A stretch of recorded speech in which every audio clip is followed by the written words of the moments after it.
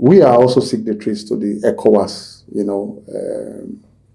position that we should cut taxes and fees, and we're looking at that. So Mr. President is setting up a small interministerial committee made up of finance, aviation, the tax authorities to look at the taxes and fees. We inherited some of these things when we came to office. But because it's not within my powers alone to just write up some of these taxes, because I'm not the owner of Nigeria. So the finance minister, we have to be involved, the tax authorities, we have to be involved and all that. And I have officially, written to Mr. President that we have to look at that. Of course, you see how responsive Mr. President was, even without looking at the issues, waiting for the outcome.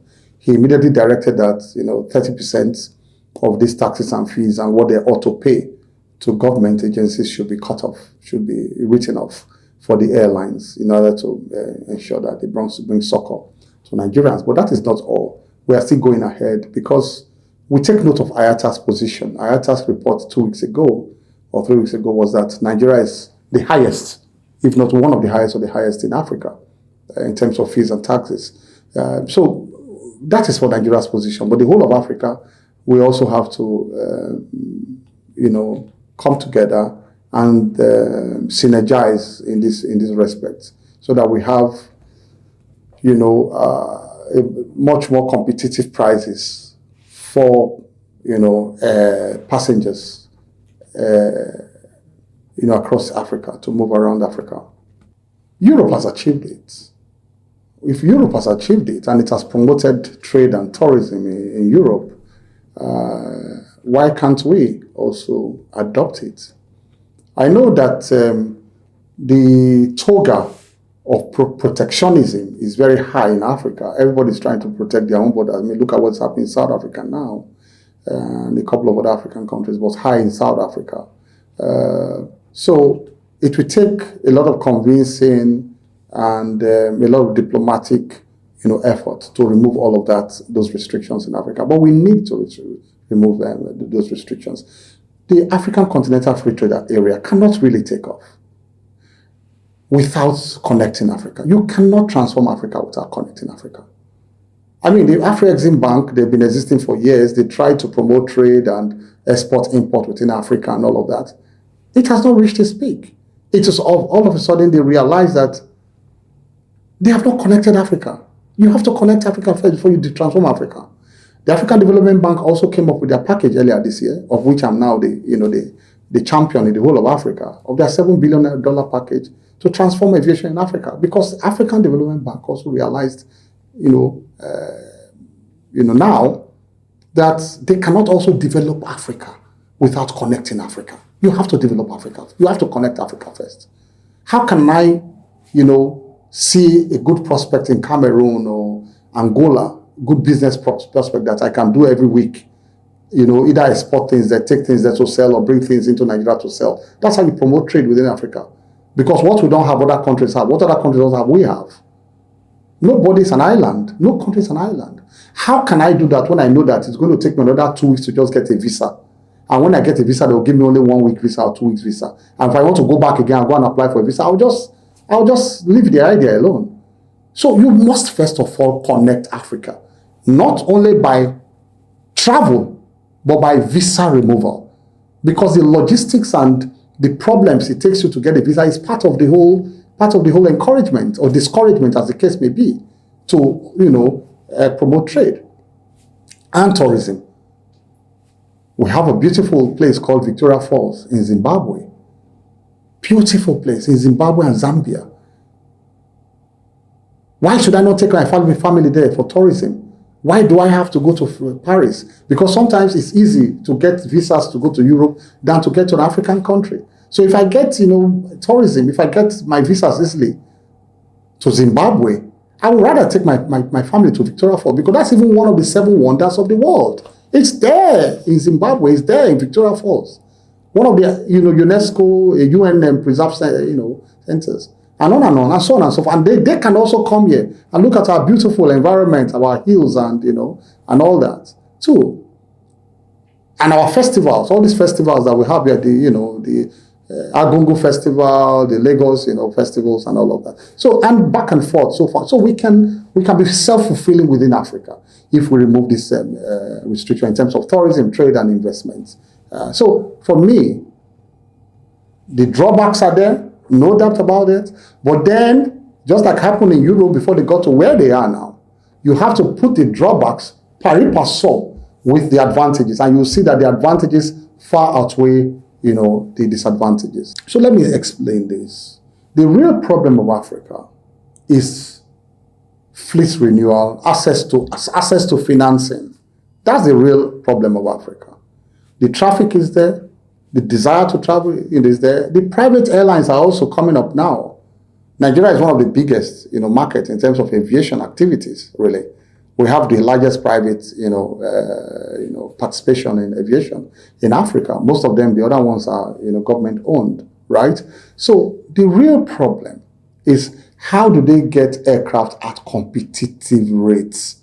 When other parts of the world are getting aircraft, are financing their aircraft fleet at 3%, at 5%, at 6%, our banks here are giving us 30%, and you want to go and compete at the same market? It's not possible.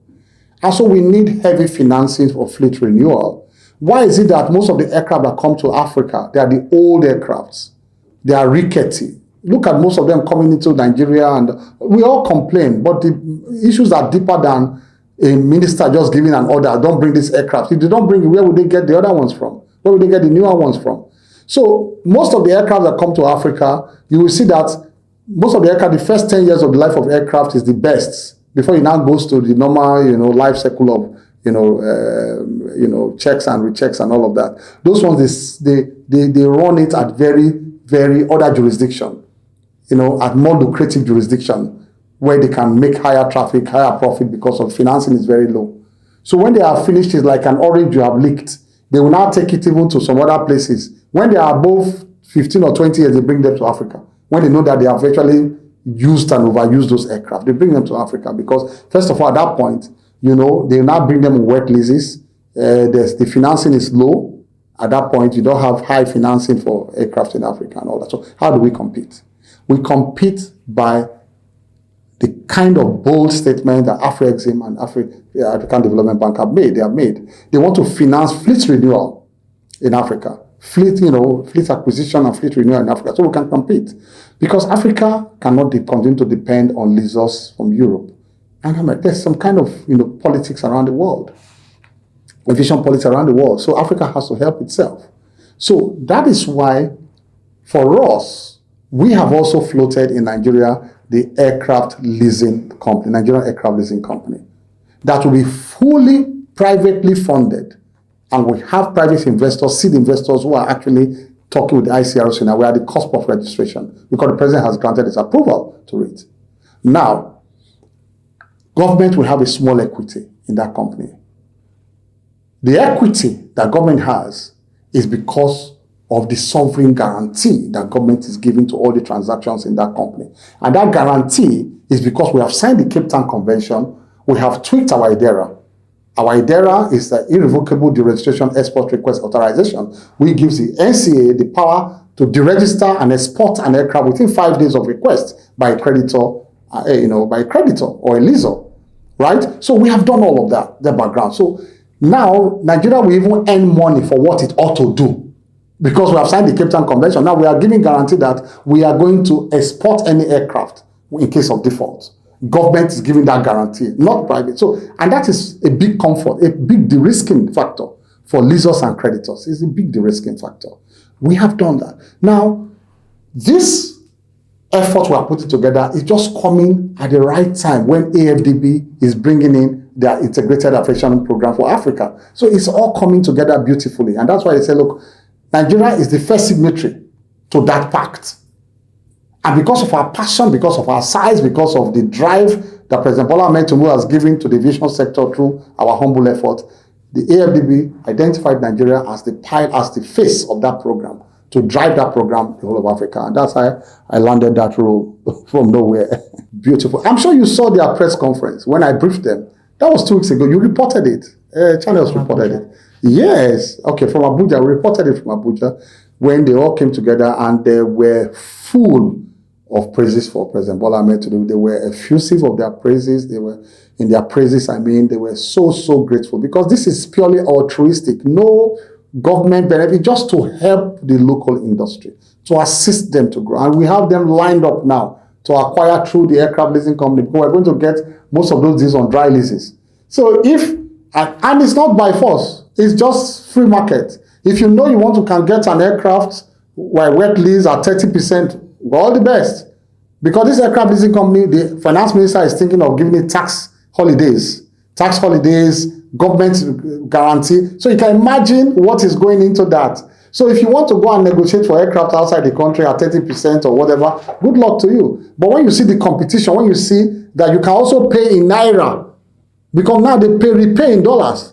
But now it's going to be a local transaction. The problem of getting the dollar will now be on the leasing company to pay it, repay its either premium or whatever they want to pay to their major lessors. Okay? But the airlines can then transact in Naira at the local rate with the local company. That's awesome, beautiful. And so we are just going to compete with, it's not going to be compulsory for people to deal with the leasing company. And then after some time, it's not going to be restricted to Nigeria. It's going to spread the whole of West Africa and Central Africa. It's going to be a leasing platform for the whole of Africa at some point.